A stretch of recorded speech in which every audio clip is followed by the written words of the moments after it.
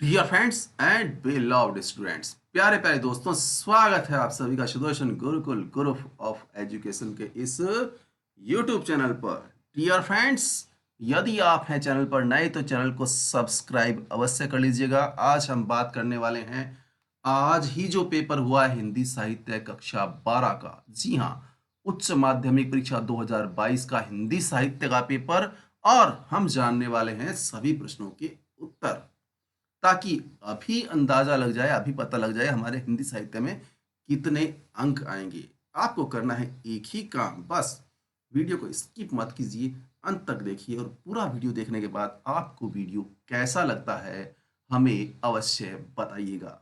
तो लीजिए शुरू करते हैं आज का ये प्यारा सा वीडियो आपके लिए। तो प्यारे प्यारे दोस्तों, यहां पर खंड ए आया था आपका पहला प्रश्न के रूप में, जिसमें एक गद्यांश था और 6 अंक का था। 6 प्रश्न पूछे गए थे, एक एक अंक के। और पहला जो प्रश्न है उचित गद्यांश का नहीं, उपयुक्त गद्यांश का उचित शीर्षक। जी हाँ, और इस गद्यांश को पढ़ने पर एकदम स्पष्ट रूप से समझ में आता है कि जितनी भी बातें कही गई है वो सारी भारतीय संस्कृति के ऊपर कही गई है। जी हाँ, कोई स्पेशल टॉपिक नहीं लिया था रघुवंश का, रघुकुल का, अध्यात्म का। भारतीय संस्कृति में ये सारी बातें शामिल है, इसलिए हमारा जो उत्तर है वो भारतीय संस्कृति है। पहले का दूसरा, मनुस्मृति में धर्म के कितने लक्षण बताए हैं? तो भाई यहां पर गौर से देखिए आप, दूसरी लाइन में मनुस्मृति में और तीसरी लाइन में आ जाइए, शुरू में 10 लक्षण बताए गए हैं। नाम भी 10 के दिए हैं, लेकिन हमें खाली संख्या दी है 10, तो दूसरे का स ऑप्शन सही होगा। हम बात करते हैं तीसरे की, दूसरे पहले के तीसरे की। श्रीमद् भगवत गीता में देवी संपदा वालों के लक्षणों में पहला स्थान किसे दिया गया? तो पहला स्थान किसे दिया गया भाई? देखिए आप, 1 2 3 चौथी लाइन में अभय को पहला स्थान दिया गया है, तो हमारा जवाब है तीसरे का ब, अभय। चौथे की बात करें, रघुवंश में किस कुल के राजाओं के गुण बताए गए हैं? तो भाई यहां पर देखिए नीचे से 1 2 तीसरी लाइन के लास्ट में रघुवंश में रघुकुल राजाओं के जो गुण बतलाए गए हैं, यानी हमारा जो जवाब है वो है द रघुकुल के। पांचवा प्रश्न, देखने की जरूरत नहीं है, बिल्कुल आसान सा है। अनुकूल शब्द का विपरीत विपरीत होता है प्रतिकूल। तो पहले के पांचवे का आंसर होगा ब। बात करते हैं अगले प्रश्न की, और अगला प्रश्न हमारे सामने रहा छठा, भारत में किस पर विशेष बल दिया गया है? तो देखिए भाई, पैसेज की ओर चलते हैं अपन, और पैसेज में शुरू शुरू की लाइन देखिए, संस्कृति के आंतरिक अंगों पर भारत में विशेष बल दिया गया है। तो हमारा जवाब क्या होगा? संस्कृति के आंतरिक अंगों पर, यानी द हमारा उत्तर होगा। ये तो था 6 नंबर का एक गद्यांश। 6 नंबर हमने प्राप्त कर लिए। चलते हैं, बढ़ते हैं आगे अगले 6 नंबरों की ओर। और बहुत ही प्यारी सी काव्य की पंक्तियां आई है, और इसका पहला प्रश्न है उपयुक्त पद्यांश का उचित शीर्षक। तो अगर इसको हम पढ़ें तो गौर से पढ़ें तो, बार बार आती है मुझको मधुर याद बचपन तेरी। बचपन, जी हाँ, सारी बातें जितनी बताई है सारी बचपन के ऊपर बताई गई है, इसका मतलब शीर्षक होगा द बचपन। बात करें 8वें प्रश्न की, बचपन में क्या नहीं होता था? तो भाई हम उसको देखें, इसकी शायद जरूरत ही नहीं है। यानी जो ऊपर पंक्तियां दे रखी, क्योंकि अंगूठा चूसना बचपन में होता था, निर्भय स्वच्छंद फिरना बचपन में होता था, चिंता रहित खेलना खाना बचपन में होता था, लेकिन बचपन में पुरुषार्थ का और ज्ञान का मोह ऐसे कोई शब्द समझ में नहीं आते थे, नहीं पता था। इसका मतलब बचपन में क्या नहीं होता था? तो से उत्तर है पुरुषार्थ, ज्ञान का मोह। प्यारे प्यारे दोस्तों, वीडियो कैसा लग रहा है? अच्छा लग रहा है तो लाइक तो बनता ही है। हम आप जैसे प्यारे प्यारे दोस्तों के लिए और भी अधिक मेहनत करेंगे। बस आपका काम है हमारे चैनल को, जो कि अब सब्सक्राइब करने के बाद आपका खुद का चैनल हो गया है, तो आपके अपने इस चैनल को भरपूर प्यार दीजिए। हम आपके लिए, आप जैसे अच्छे अच्छे दोस्तों के लिए खूब मेहनत करते जाएंगे। बात करते हैं अगले प्रश्न की, और 9वां प्रश्न है मधुर शब्द का विलोम शब्द। तो मधुर का मतलब तो मीठा होता है, हमें बताना है विलोम यानी कड़वा यानी कटु। तो स इसका जवाब हो गया। प्यारे प्यारे दोस्तों, पूरा वीडियो देखिएगा। वीडियो पूरा देखने के बाद वीडियो कैसा लगा कमेंट करके जरूर बताइएगा, और शेयर कीजिएगा जितना अधिक शेयर कर सकें, क्योंकि आपने तो लाभ उठा ही लिया और भी विद्यार्थी इसका लाभ उठा लें। ठीक है, बात करते हैं 10वां प्रश्न की। छुआछूत किसने जानी। पंक्ति का अर्थ किसने जानी, मतलब छुआछूत को कौन नहीं जानते थे। तो फिर छुआछूत को नहीं जानते थे यानी ए हमारा जवाब होगा। अंगूठा चूसने को किसके समकक्ष माना है। तो गौर से देखिए, हम चलते हैं ऊपर पंक्तियों की तरफ, और यहां पर देखिए एक लाइन है कि दूध के कुल्ले मैंने चूस अंगूठा सुधा पिया। तो भाई चूस अंगूठा सुधा पिया, सुधा कहते हैं अमृत को, यानी अमृत पीने के समकक्ष माना है। स हमारा जवाब होगा।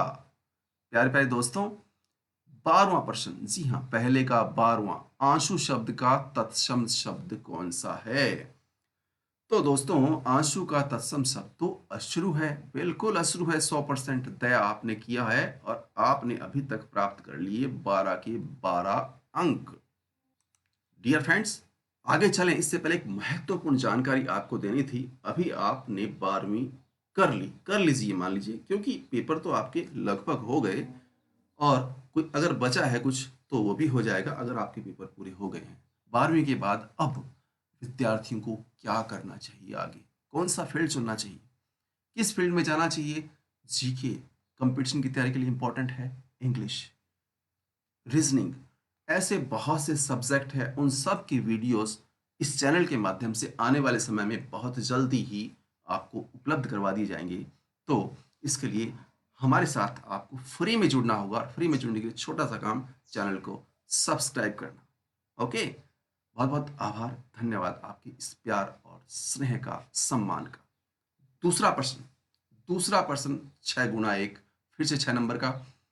और प्रश्न में पहला है, वाक्य का अर्थ पढ़ने के साथ सहज समझ में आ जाए। वहां पर तो भाई प्रसाद गुण होता है, बिल्कुल पढ़ने और सुनने के साथ सहज समझ आ जाए, आसानी से समझ में आए, प्रसाद गुण होता है।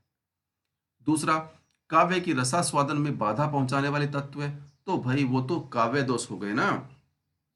तीसरा प्रश्न, गीतिका छंद के प्रत्येक चरण में 26 मात्राएं होती है, बिल्कुल 14-12 पर यति होती है, मात्राएं होती है 26।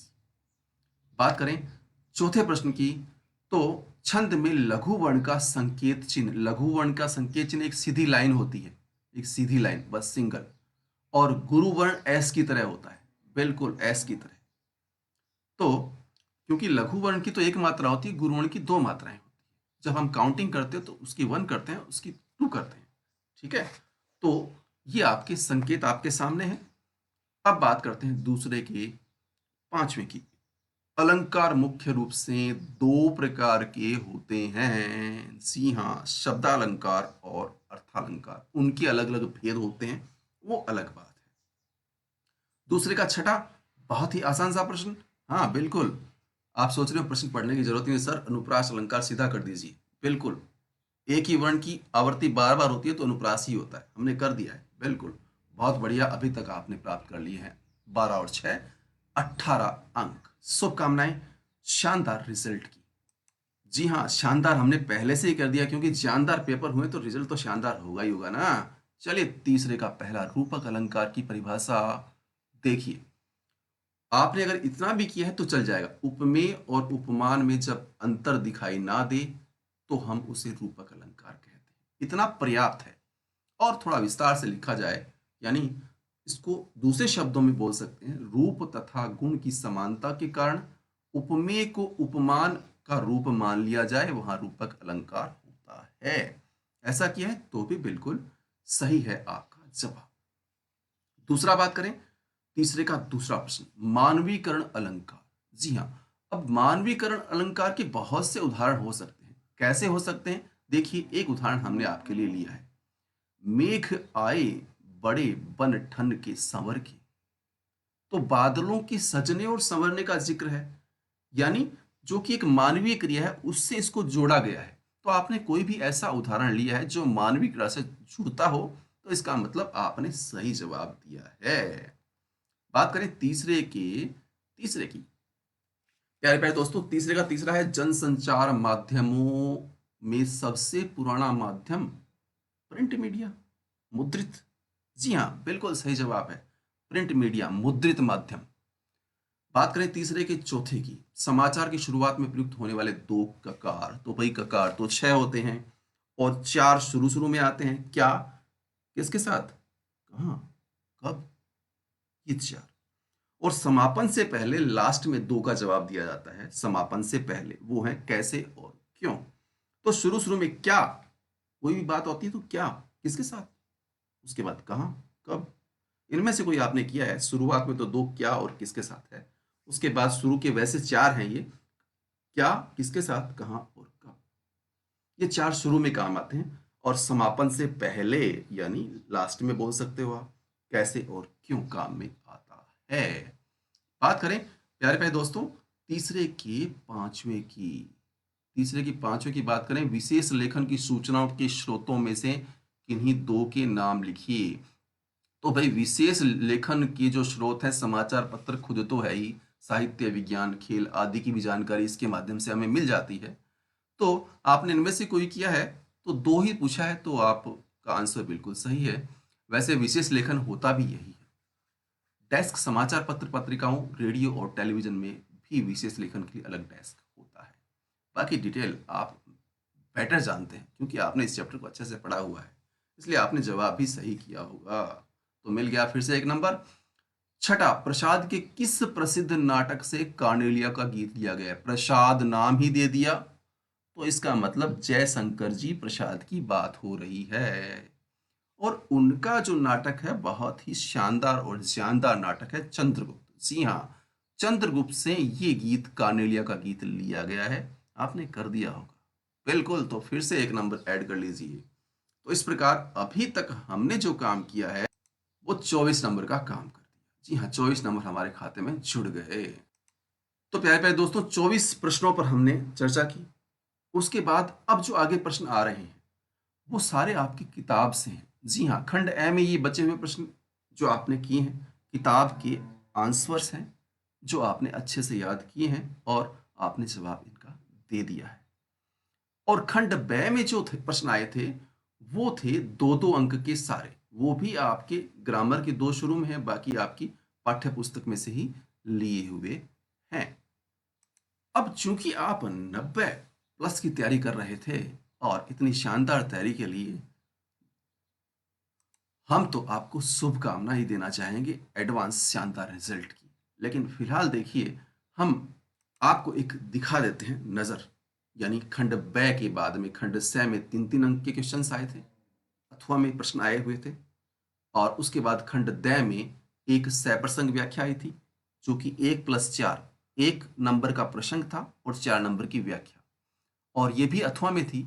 और इसी प्रकार से एक पद्यांश भी आया था जिसकी सप्रसंग व्याख्या करनी थी, वो भी ऑप्शन में था, यानी दो में से एक करना था। ठीक उसी प्रकार से सप्रसंग, पहले प्रसंग और फिर व्याख्या। और 21वां प्रश्न, जी हाँ 21वां प्रश्न। अब हालांकि लगभग 90% विद्यार्थी जो है वो कोरोना काल के बारे में लिखकर आए हैं, लेकिन प्यारे प्यारे दोस्तों 6 नंबर का सवाल है ये।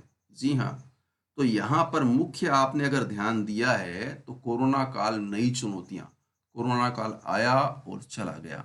अब कह जरूर रहे हैं कि वापस आ रहा, लेकिन फिलहाल तो ये मानिए आया और चला गया। लेकिन कौन सी नई चुनौतियां छोड़ के गया है, क्या कुछ उसके बाद असर पड़ा, क्या नई चुनौतियां हमारे सामने उभर कर सामने आई, उन पर ज्यादा जोर देना था। आपने कितना किया है उसके अकॉर्डिंग आपको नंबर दिए जाएंगे।